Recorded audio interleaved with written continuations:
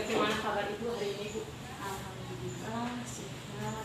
Sehat. Alhamdulillah Allah, saya bisa melaksanakan tugas hari ini dengan baik tanpa masalah. Alhamdulillah. Bu Sulami, Ibu menjadi kepala sekolah di SDN 01 Rawabembu ya, Bu ya? Itu Ibu ini kedatangan saya ke sini itu mau meminta waktu Ibu sebentar, mengganggu waktu Ibu kaitannya dengan tugas saya di calon guru penggerak. Saya ada tugas untuk mewawancarai kepala sekolah. Salah satunya Ibu kepala sekolah Ibu Sulami. Nah, bagaimana Ibu bersedia, Bu? bersedia, silakan. Bisa saya jawab akan Oh iya, Bu Sulami, sebelumnya saya minta izin untuk dokumentasi ya, Bu ya. monggo. Sorry. Bu Sulami, Ibu kan menjadi kepala sekolah sudah lama ya, Bu ya? Cukup lama, sudah 7 tahun. Oh, sudah 7 tahun. 7 tahun. Kalau misalkan usia anak itu kan sudah bisa lari-lari. Sudah kelas 1 ya, Bu ya? Oh iya, sudah kelas 1. Bu Sulami begini, Bu. Pernah tidak Ibu menjumpai suatu katakanlah masalah di mana Ibu pada masalah tersebut Ibu mengalami dilema etika Ibu, di mana keputusan yang akan Ibu ambil di dalamnya itu keputusannya sama-sama benar sehingga Ibu mengalami dilema seperti itu. Pernah sih beberapa kali, terutama kemarin pada waktu saat pandemi COVID-19 itu kan secara aturan pembelajaran harus dilaksanakan secara daring, Iya. tidak boleh dilaksanakan di sekolah. Oke. Tapi pembelajaran kan tidak bisa berlangsung dengan maksimal. Kemudian banyak orang tua yang mengeluh karena anak tidak bisa mendapatkan pembelajaran dengan baik. Iya. Bahkan ada yang menuntut untuk diadakan pembelajaran tatap muka. Jadi kan itu untuk kepentingan anak memang supaya bisa mendapatkan pelajaran memang butuh untuk tatap muka. Iya. Tapi secara aturan berarti kalau saya melaksanakan itu berarti melanggar aturan dari pemerintah. Itu kan berarti suatu dilema. Oh iya, Bu ya, dilema. Melayani pemerintah yang harus daring dan wali murid yang minta untuk luring ya, Bu ya. Iya. Oh iya. Ibu kemudian ini Bu, selama ini bagaimana Ibu menjalankan pengambilan keputusan di sekolah Ibu? Biasanya kalau ada permasalahan saya diskusikan dengan teman-teman guru, juga kadang minta pendapat dari, karena kaitannya dengan sekolah berarti minta pendapat dari komite sekolah. Oh iya. Juga konsultasi dengan pengawas sekolah, itu yang saya lakukan. Jadi ngobrol bersama ya, Bu ya, dengan rekan guru, dengan komite dan pihak pengawas. Oh iya. Kemudian Ibu langkah-langkah atau prosedur seperti apa yang biasanya Ibu lakukan, Ibu? Nah, itu berarti saya biasa diskusi dulu dengan teman-teman tentang permasalahan itu. Jadi meminta masukan dari teman-teman guru bagaimana sebaiknya. Kemudian nanti kalau sudah ada keputusan kita konsultasikan ke komite sekolah. Kemudian saya juga biasa konsultasi ke pengawas, sebaiknya apa yang saya lakukan. Oh iya. Ternyata menjadi kepala sekolah nggak mudah ya, Bu ya, rutenya. Pengambilan keputusan tidak bisa secara sepihak ya, Bu. Harus melibatkan orang banyak ya, Bu ya. Ibu kemudian Ibu, hal-hal apa saja yang selama ini Ibu anggap efektif dalam pengambilan keputusan Ibu pada kasus dilema etika itu, yang dianggap paling efektif begitu? Itu berarti saya pecahkan, contohnya misalnya tadi yang saya sampaikan tentang apa yang saya putuskan dengan adanya permintaan wali murid, bahkan ada yang mau pindah sekolah karena ada sekolah lain yang melaksanakan tatap muka. Juga adanya aturan bahwa tidak boleh dilaksanakan pembelajaran secara tatap muka. Nah, saya melakukan yang berarti saya meminta izin pada atas dasar permintaan orang tua tadi, Ya. saya izin ke komite, kemudian saya juga izin atau memberitahu ke pengawas sekolah apa yang saya hadapi. Kemudian saya mengambil langkah, saya laksanakan tatap muka pada awalnya secara kelompok, dibagi kelompok, berarti guru keliling. Jadi Di sekolah atau di rumah Ibu? di rumah, Home visit? ya, Oh, jadi visit. di rumah. Jadi tetap tidak melaksanakan secara terang, tidak melaksanakan di sekolah, tapi sebenarnya tetap memenuhi permintaan Orang dari tua. murid. Oke. Tapi ya tetap tidak bisa maksimal kalau di rumah. Sebenarnya kan protokol kesehatan di rumah juga tidak bisa dilaksanakan dengan maksimal. Iya. Oh, berarti gurunya yang datang ke masing-masing Iya, kelompok tadi, Bu. masing-masing kelompok. Oh, oke. Saya sudah bisa menangkap sih kesimpulannya tadi Ibu berarti menjalin komunikasi ya, Bu, Iya, dengan menjalin mereka-mereka komunikasi. semua gitu. Bu Sulami, ini Bu, adakah tantangannya Ibu di dalam tadi pelaksanaan home visit seperti itu, Bu? Tantangan. Tantangannya apa ya? Nah, ini tantangannya berarti kadang guru tidak. Nah itu tantangannya berarti apa ya? Berarti kalau dilaksanakan di rumah, di tempat, di ruangan yang berarti tidak luas, berarti Tidak efisien ya? kurang efisien. Iya. Berarti pembelajaran juga tidak bisa dilaksanakan dengan maksimal. Nah, itu merupakan tantangan bagi saya dan juga guru-guru. Kita tetap harus berusaha memberikan pelayanan yang terbaik untuk Oh, salut ini Ibu nih, berusaha untuk memberikan apa ya, kebutuhan mereka ya Bu, tetapi Iya. di samping keterbatasan situasi dan kondisi ya. Kemudian Ibu Sulami, apakah Ibu memiliki jadwal tertentu Ibu kaitannya dengan penyelesaian kasus-kasus dilema etika Ibu? tidak sih, berarti langsung biasanya kalau ada permasalahan berusaha langsung menyelesaikannya supaya tidak berlarut-larut. Oh gitu. Nah, berarti supaya cepat selesai. Berarti Penting harus tetap memperhitungkan atau langkah-langkah yang tepat itu seperti apa. Juga harus memikirkan dampaknya bagaimana. berarti tidak ada jadwal secara khusus. Tidak. Lebih cepat lebih baik gitu ya Bu ya. Nggih. Bu Sulami, adakah seseorang atau faktor yang selama ini membantu Ibu atau mempermudah dalam pengambilan keputusan tadi Ibu? Orang yang membantu. Yang membantu ya, tadi kayak berkaitan dengan permasalahan tadi komite. Oh, iya. Berarti kan kalau komite menyetujui berarti kan saya laksanakan. Yo termasuk juga guru-guru juga, guru-guru mendukung berarti ya saya laksanakan. Berarti kan mempermudah. Kalau ada guru yang tidak mendukung berarti kan tidak bisa berjalan, tidak bisa Harus dilaksanakan. digodok lagi keputusannya ya Bu ya. Oke. Bu Sulami, ini terakhir Ibu. Iya. Dari semua hal yang telah disampaikan oleh Ibu tadi, adakah pembelajaran yang dapat Ibu petik Ibu? Pembelajaran yang berarti yang tadi dari setiap kita menghadapi persoalan atau masalah sebaiknya segera dipecahkan atau diselesaikan. Jangan menunda. Jangan menunda. Oke. Kemudian keputusan yang kita ambil sebaiknya karena berkaitan dengan kebutuhan anak didik harus memihak pada anak didik atau lebih berkepentingan untuk kepentingan anak didik. Oh ya. Terus untuk memecahkan masalah berarti tidak bisa dipecahkan sendiri, harus dibantu dengan orang lain karena pendapat satu orang itu belum tentu benar. Berarti pendapat orang banyak bisa dijadikan masukan supaya keputusannya yang diambil lebih tepat. Oke.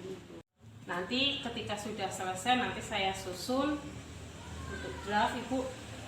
Saya terima kasih sekali ini kepada Bu Sulami. Mohon maaf saya sudah mengganggu waktu Ibu. Matur nuwun nggih. Semoga sehat selalu untuk Ibu, sukses dalam kepemimpinannya Ibu. Ya, terima kasih Ibu.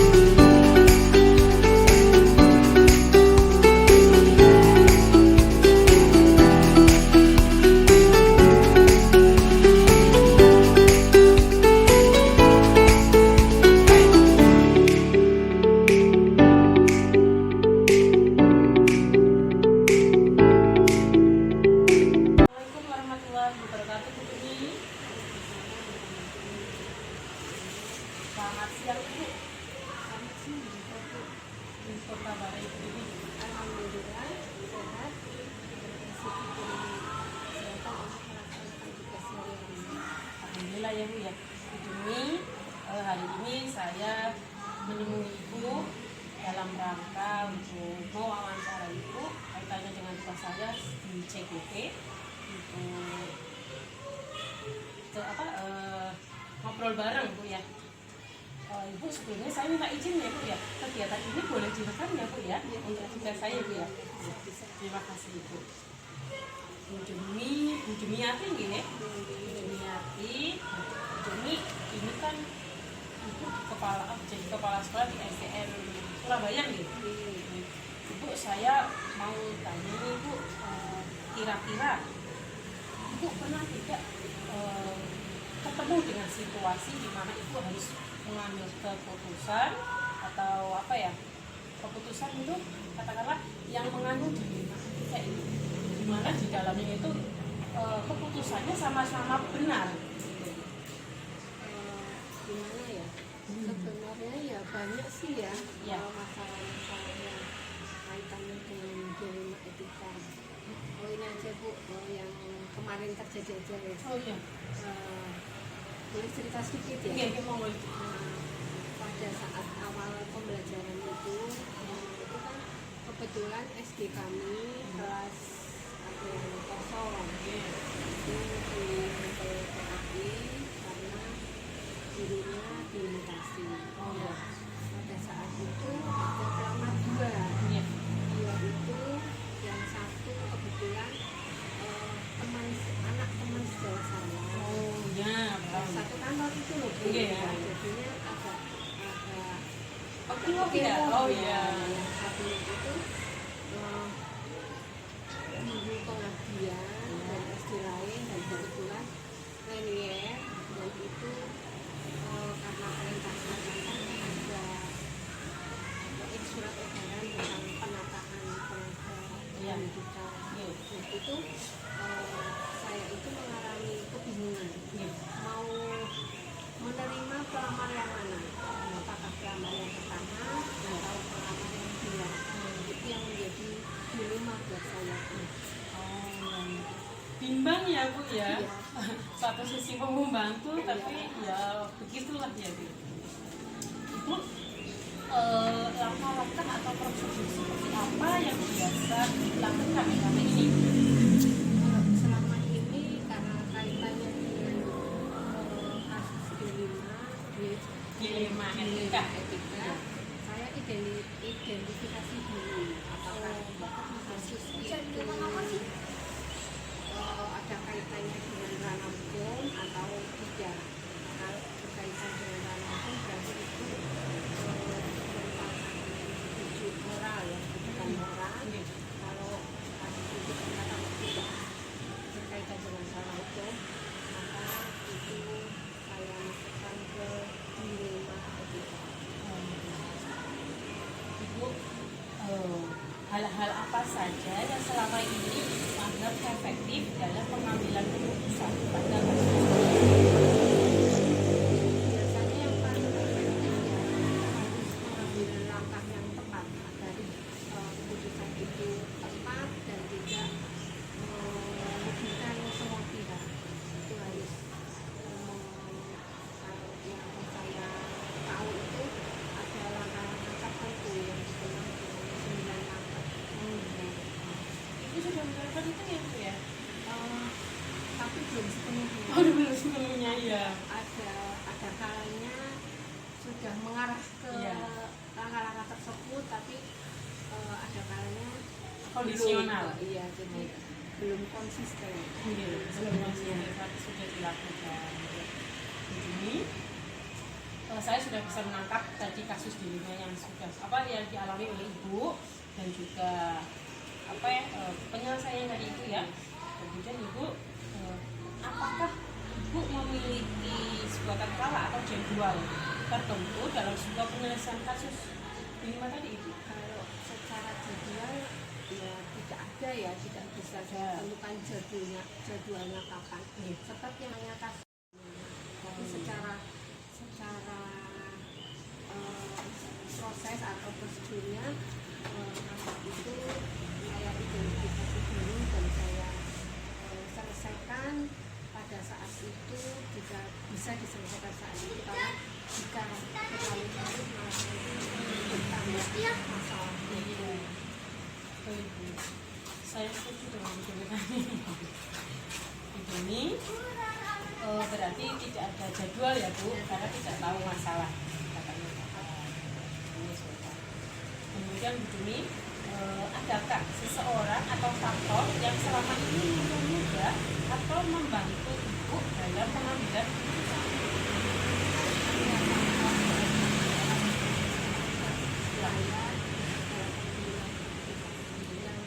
Yang paling dekat dan paling utama yaitu ya teman kita, sejawat atau guru yang ada di sekolah saya itu paling utama adalah membantu penyelesaian kita. Kemudian yang kaitan dengan program ya biasanya saya konsultasi dengan pengawas guru. Pertama dari orang yang paling dekat dengan kita ya di sekolah kita ya. Begini, terakhir Ibu ya, dari semua hal yang telah Ibu sampaikan tadi, pembelajaran apa kira-kira yang bisa Ibu petik dari pengalaman kita Ibu? Dari pengalaman tadi dalam pengambilan keputusan itu, yang pertama kita harus mempertimbangkan prinsip-prinsip dalam pengambilan Prinsip. apa itu, mengambil prinsip siapa kita temui, terus kita juga harus mempertimbangkan nilai-nilai kebijakan dan yang paling utama bahwa keputusan yang kita ambil itu harus bisa dipertanggungjawabkan. Iya, karena memang di kepala sekolah itu nggak mudah ya Bu ya. Membawai banyak orang dan keputusan yang dikeluarkan juga harus tidak apa sebelah ya Bu ya. Oh, iya. Bu Dumi, saya sudah menangkap tadi pengalaman dilema etika yang Ibu alami apa, kemudian langkah-langkahnya dan siapa yang saja yang terlibat ya Ibu. Oke Bu Dumi, dan sepertinya sudah selesai Ibu. Ini nanti saya kasihkan Ibu ya. Saya terima kasih sekali ini kepada Bu Dumi. Bu sudah membantu saya, sudah meluangkan waktu untuk menjawab pertanyaan saya. Matur suwun Bu Dumi nggih. Saya pamit. Bermanfaat apa yang kita laksanakan. Amin. Ya, amin amin. Matur suwun. Kita sambung lain waktu Bu. Iya.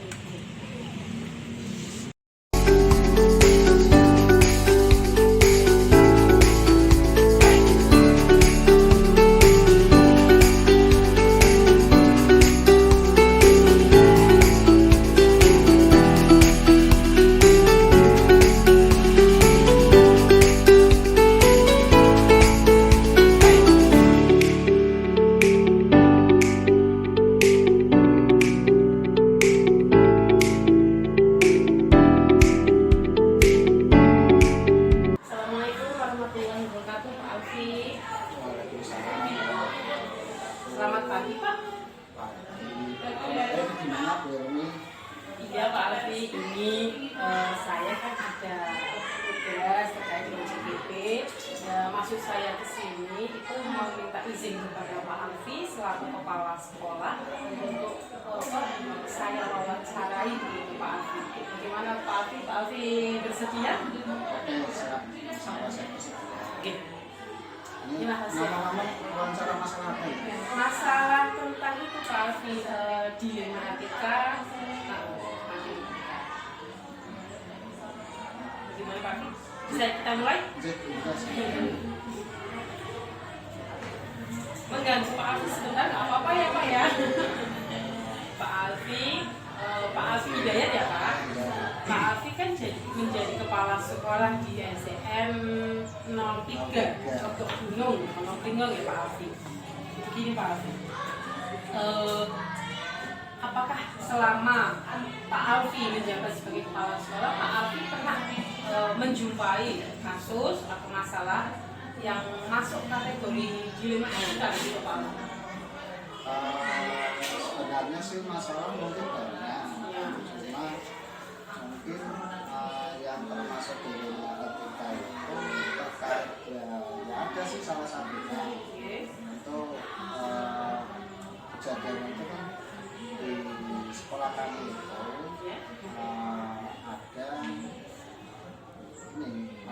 penambahan guru P3K.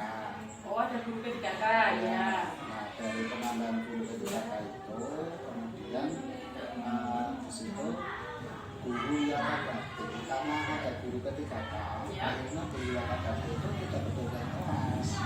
Oh, gitu. Karena memang waktu itu ya saya dilema, misalnya gimana? Bingung ya Pak ya? Bingung. Iya. Terus Pak Alfi, saya sudah bisa menangkap apa tadi masalah yang pernah Pak Alfi jumpai ya Pak Alfi. Kemudian bagaimana Pak Alfi menjalankan pengambilan keputusan di sekolah Bapak, terutama untuk kasus tadi Pak Alfi. Pertama yang saya lakukan itu memang saya koordinasi dulu. Koordinasi. Ya, koordinasi dengan pihak-pihak terkait, itu termasuk dengan Korwil, kemudian komite, dan juga guru yang bersangkutan. Kemudian kepada guru WP tersebut. Karena kalau saya langsung bahasanya itu membuat guru WP itu resign, juga kita di sini butuh tenaganya.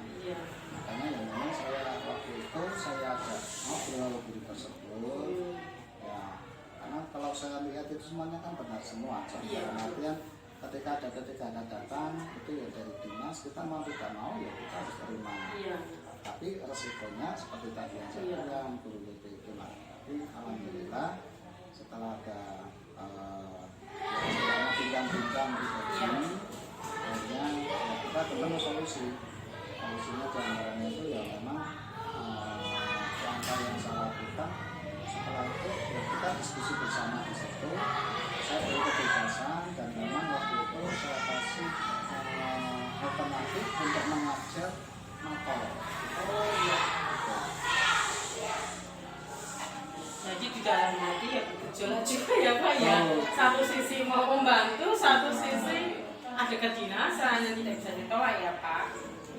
Pak Alfi kemudian langkah-langkah prosedur seperti apa yang biasa Bapak lakukan itu?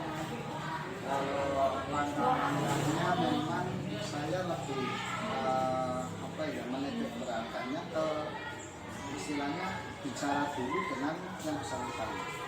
Dalam artian memang saya cari dulu ini titik masalahnya di mana. Setelah itu kita berdiskusi, berdialog, ya di situ biar ketika keputusan yang saya berikan itu tidak merugikan kepada guru tersebut. Duduk bareng lah gitu ya Pak ya. Pak Alfi kemudian hal seperti apa yang selama ini Pak Alfi anggap efektif dalam pengambilan keputusan untuk kasus di Bina Etika tadi Pak?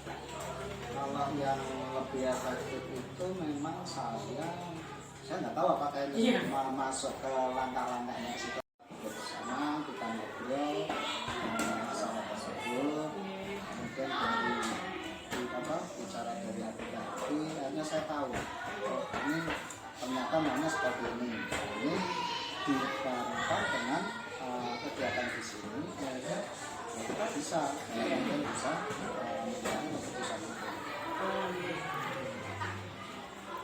Kemudian Pak Alfi, adakah tantangannya Pak Alfi ketika Pak Alfi bertemu dengan masalah tadi yang seperti itu?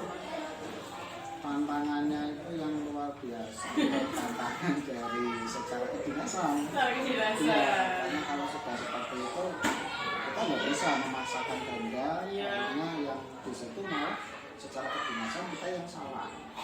Kalau melihat dari kasus itu kan mau tidak mau kan sebenarnya harus tetap mengedepankan yang kebijakan. Karena dilihat tadi itu secara SK itu kan dengan dari kepala sekolah. Tapi memang tantangannya itu ya dengan peraturan yang ada intinya di situ.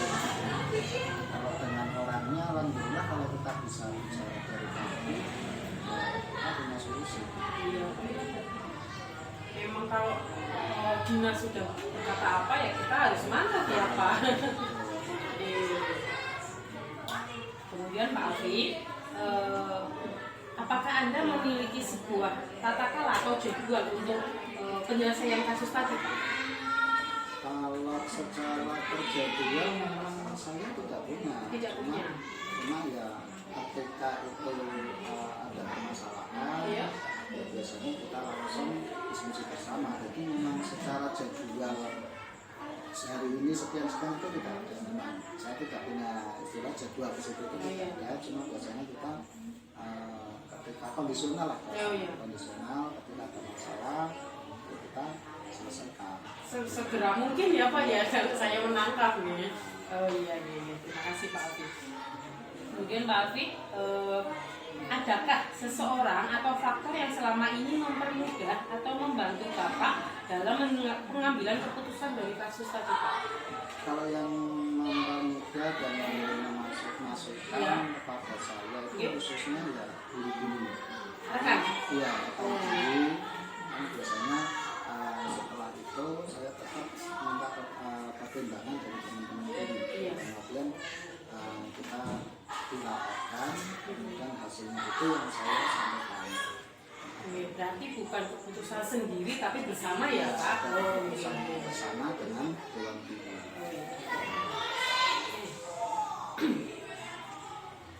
Kemudian Pak Alfi, ini terakhir Pak Alfi.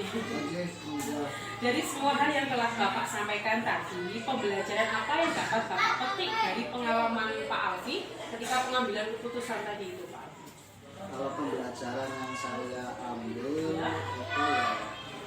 ya memang ketika kita menghadapi yang namanya kasus dilema, ya kita harus jangan memperdulikan kepentingan kita sendiri. Dalam artian ketika dilema itu yang kita hadapi ya kita mencari solusi yang terbaik biar nanti keputusan yang diberikan itu tidak sampai menyakiti salah satu dari diri tersebut.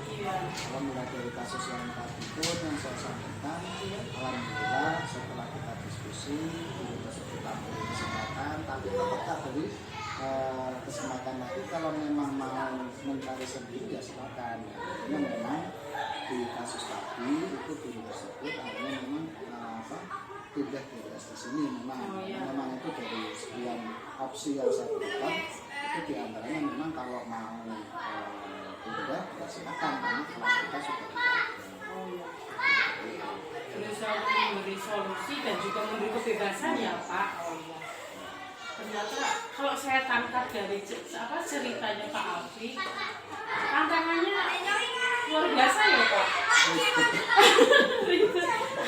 Kalau nggak ya dalam hati itu mungkin, gimana ya Pak rasanya ya Pak Alfi ya. Alhamdulillah berarti itu sudah selesai ya Pak ya. Alhamdulillah. Alhamdulillah.